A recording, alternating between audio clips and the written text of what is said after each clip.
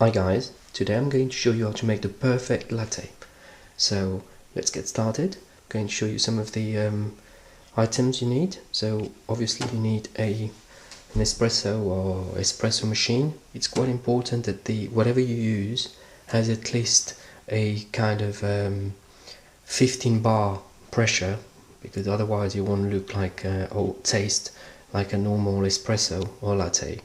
And you also need, for lattes, you need this steamer as well here for the milk. Now there's all kinds of models, and this is an espresso.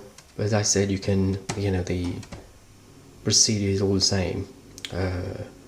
So you need coffee obviously. For the Nespresso it comes in capsules, so these are two, well, you just need one, but a capsule for espresso, a cup, quite important stainless steel jug to froth the milk, sugar if you like sugar, and a spoon, quite important. Okay, so let's get started. Okay, so now let's put the coffee in. So I'm going to remove the old one that was in there, going to put the new one in.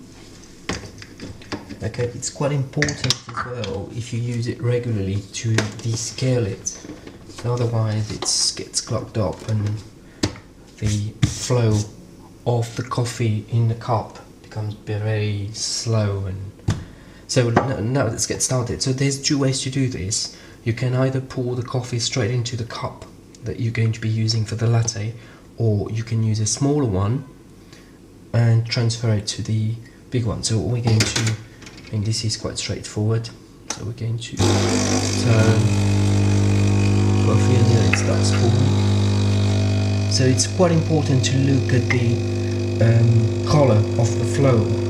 When it starts becoming much lighter in the flow, you know straight away that it's not coffee anymore, it's just colored water. So which is just about now. Now if I look at here in the coffee, you can see it's nice. This is nice color, typical espresso color, and it smells as well very, very good. Okay, now I've changed the angle of the machine so you can see the for the froth, when frothing the milk, you have a better view. So now we need to switch, obviously all machines are different, but you'll have to switch this to the dial to froth, so steam. So now it's going to steam, so it's quite important that you hold the jug like this to fill the heat. First of all, you need to start by heating up the milk, so you try and put the nozzle as deep as possible, or it needs to be deep to warm up the milk. There's no point frothing the milk until the milk is nice and hot. As the milk gets hotter, you can feel it by holding the jug that the heat is increasing. So that should take a few more seconds. Okay, no, we're not. I can feel now that it's almost difficult for me to hold like this.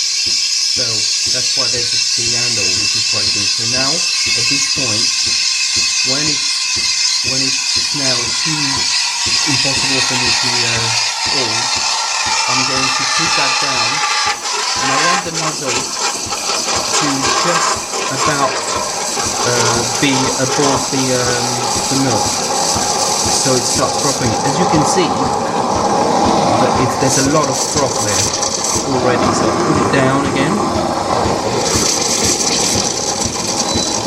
and down, and as you can see and the more deep up and down you do, the more froth. Okay, now it's fine now. You don't want to get it. This was the limit, because as soon as the milk now it was about to that point where it's about to boil. Anyway, now before you turn this off, it's important that you let the steam run for 30 seconds, because there's maybe some deposits of milk inside, and when it dries it will block the machine. So for 30 seconds or for a few seconds, let the steam come out. Okay, now, so now we've got our espresso here.